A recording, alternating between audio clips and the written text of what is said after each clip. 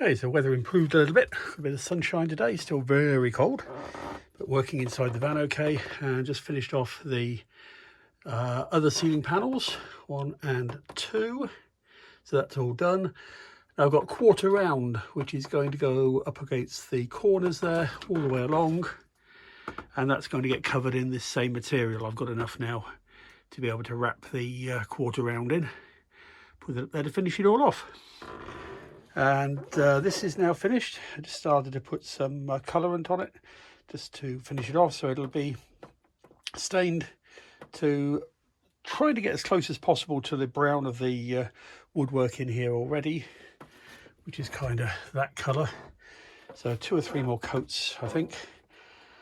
Sort out the doors at the front to give access to it, clean it all up, line it, and we should be good to go.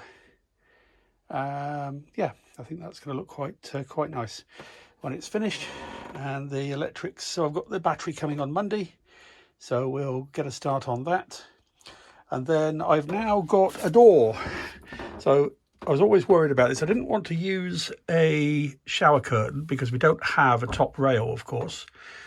So what I've got is an acrylic door panel with a hinge down this side.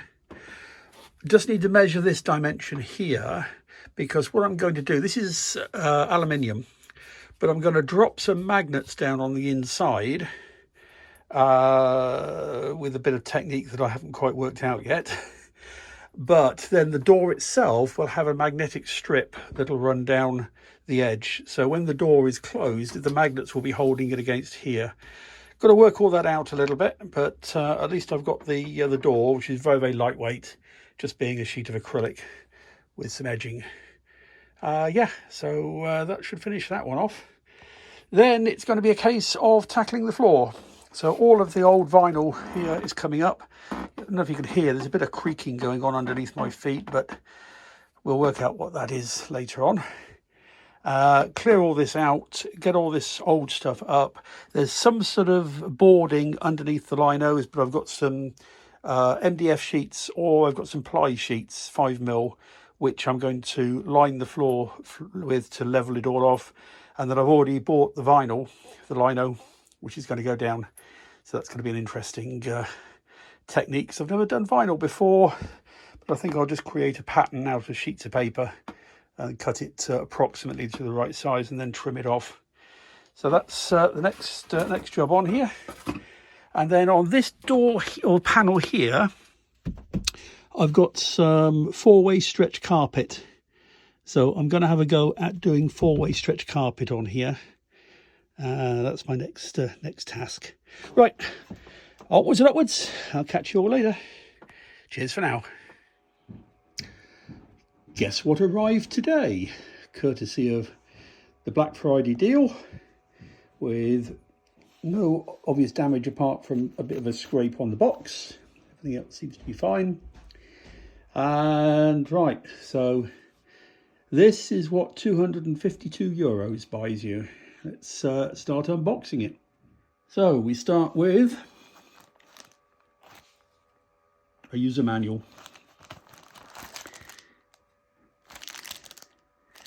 Okay, plenty of packaging. And there she is. I'm going to turn this round. So, 314 amp hour, the mini size, and let's get it out of the box and just get a few more details from it. And there she is in all her glory. Now, that's very interesting. What I ordered for the €252 was a 314 amp mini with a 100 amp BMS. Guess what they've sent me? They've sent me a 200 amp BMS. Well, thank you very much, Humsienk. I did mention that we were checking it, going to be doing an unboxing video on the YouTube channel. I didn't expect them to do anything about it because I already have 25 subscribers. So I'm not exactly making any money out of it, but I'm not doing it for that reason.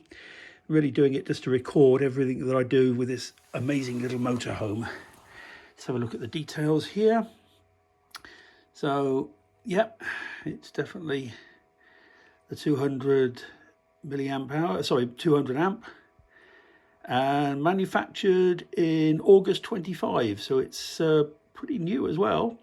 And of course it's got Bluetooth monitoring on it as well, so that's nice. Oh, it's all nice and shiny. I do like it. Right, so a pretty simple unboxing video, because that's what it is. Right, and the next thing will be to get it into the motorhome, and then we'll start putting some connections on it, getting it all connected up, and we'll see how we go from there. But Humsienk, you've done me proud. Really looking forward to get this underway. So see you soon inside the motorhome. So just getting ready for the install now. So that's the solar charger with the DC-DC charger as well built into it. 40 amps. Now this is a 314 amp hour battery, which means that its maximum charge current is 60 amps. So we're limiting it to 40 amps because of the equipment I've got. But what we've got here then is solar and alternator charging. I've got a breaker down the bottom there I showed you before, which is for the alternator. I've got a switch now on the side there to disable the solar panels if I need to. I've got down here, we've got the two 12-volt bus bars, which are going to be mounted up on the side here. I've got the shunt, which is going to connect to the battery. I've just taken it off the wall for the time being. But that's going to connect to the battery. And then I've got the... what else have I got going in here? Right. I've got a 2 kilowatt Pure Sine Wave inverter. I'm going to have a mains consumer unit, which is going to be mounted on the other side next to the 230 volts input into the van, and that's going to run through to a socket in here, which is then going to provide me with the 230 volts, so that I've got a separate a separate 230 volts mains charger for the battery. And the reason for that, and rather than having an all-in-one unit like the Sergeant, for example, which is fitted to a lot of motorhomes, is purely because when we go to electric hookups in France, a lot of them are limited to 6 amps. So you start putting 40 amp lithium chargers on there, you're going to use up all your electricity and blow the breakers. So got a little 10 amp charger. Won't do a great deal in a short period of time, but if it's on overnight, it'll give it enough charge then to be able to keep it going. So that will be mounted in here, and then the battery, which will take up most of its space. Excuse me. So let's crack on, get some of this sorted out, and I'll be back soon. Bye for now. Okay, so she's in place, fits with a reasonable amount of space left over, and I've just got to construct some form of retaining straps in order to keep it in place, because if you're driving along at 50 miles an hour and you hit something, and this thing weighs 28 kilos, it's not going to stay there, it's going to be somewhere over there. So yes, it does need restraining in here, so I've got some nice solid securing places to go into the bottom there, so we'll make sure that's done. I've done it this way around to keep the cable lengths to the minimum, because obviously it takes a lot of current, or it can deliver a lot of current, so we need to try and keep that short, those cables as short as possible. So right, let's start wiring it all up together.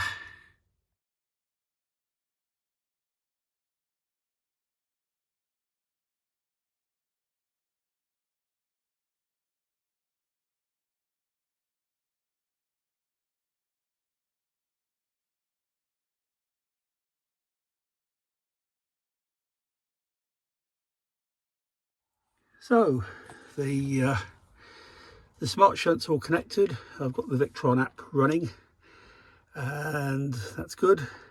I've just done a test on the inverter and pulled 2.2 kilowatts at 175 amps, and it did that perfectly. No problems, didn't break a sweat. Ran it for about 10 minutes, and no problems to report.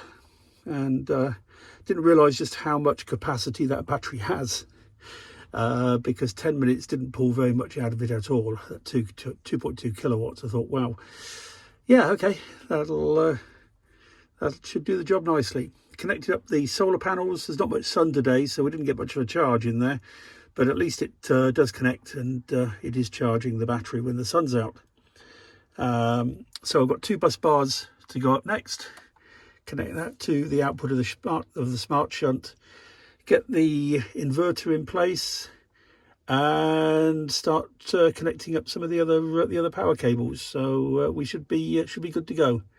Right, I'll leave that for now, and next time we should be putting it all this woodwork back together, closing up this panel, and getting on with the next job, which I think is going to be stripping the floor out. So time to get dirty. Right, thanks for watching. See you soon.